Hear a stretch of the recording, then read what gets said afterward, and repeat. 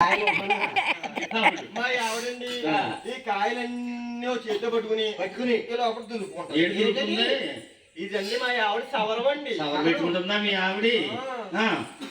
ఒరే బాబు, సవరం దులపపోతే చాలా దులుపుతున్నావు. మా ఆవిడ సవరం దులపపోతే పెసరబద్దల్లాగా ఉంటే పేరు దాక్షారం కాకినాడ అటో తిరిగినాడు తిరిగేస్తా. అమ్మ దులిపేటప్పుడు దూరంగా ఉండండి. పేరుగా తల్లో పడి ఇంటి పేరు పిచ్చెక్కి ఇచ్చేస్తాయి. మా ఆవిడండి సవరం సంకరేసుకుని నాకెదురొస్తుంది. రానంటూనే చిన్నదో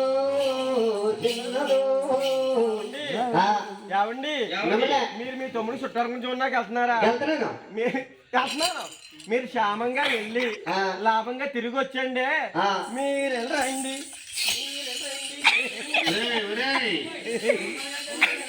మీ ఆవిడైనా కుంటులేడు బాబు. ఇంకా నయ్యో మా ఆవిడ గూండి అనలేదు. మరి కాలు ఇడుతున్నావు ఏంటి? మా ఆవిడకున్న మందగుద్ది. మనుషులు మందగుద్ది వచ్చిందా? పశువులకు మనుషులకు ఉండదా? ఊరుకోండి బాబు. పూర్వం పశువులకు ఉండేదండి. ఇప్పుడు పశువులకు పోయి మనుషులకు వచ్చేస్తుంది. ఎందుకనుకున్నారు? ఇది వరకు ఎకరానికి 10 బత్తాలు 15 బత్తాలు పండేయండి ఎకరానికి. ఇప్పుడు ఎకరానికి 50 బత్తాలు పండాలని 4 బత్తాలు కొట్టవలసిన ముందు 10 బత్తాలు వేస్తున్నారండి. 4 బత్తాలు వేసిన పిండి 10 బత్తాలు వేస్తున్నారు. 2 ట్యాంకులు కొట్టవలసిన 10 ట్యాంకులు కొడుతున్నారు. ఈ ముందులండి బియ్యాన్ని కట్టేసి ఆ బియ్యం మనం వండుకుని తిన్న తర్వాత ఆడవారికేమో మొక్కలు చెప్పులు అరిగిపోతున్నాయి, మొగోళ్ళకేమో నడుము పొట్లు వచ్చేస్తున్నాయి. ఎప్పుడైతే మా ఆవిడకి మొక్కలు ఎప్పుడు వచ్చినాయో కాకినాడ అపోలో హాస్పిటల్ తీసుకెళ్ళాను. అవునవును. ఆ అపోలో హాస్పిటల్ డాక్టర్ గారు ఏమన్నారంటే బాబు స్కానింగ్ తీసి చెప్పులు మార్చాలన్నారా? మీ ఆవిడ మొక్కల చెప్పుల్లో జిగురు ఎరిగిపోయింది, చెప్పులు మార్చేయమన్నారండి.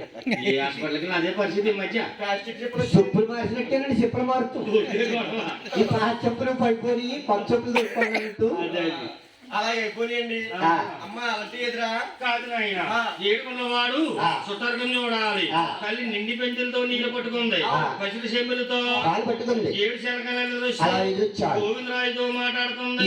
బాబులో నా బాబు గోవిందరాజు క్షేమంగా ఎల్లండి లాభంగా.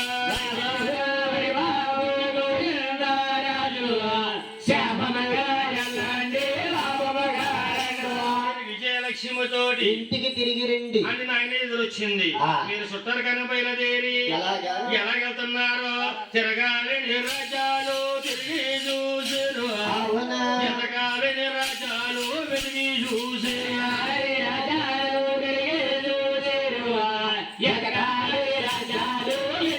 చూసారు. మనకి ఆ కన్యా సూటవ్వాలేదు, అందాని కాకన్యా ఎవరన్నాలేదు.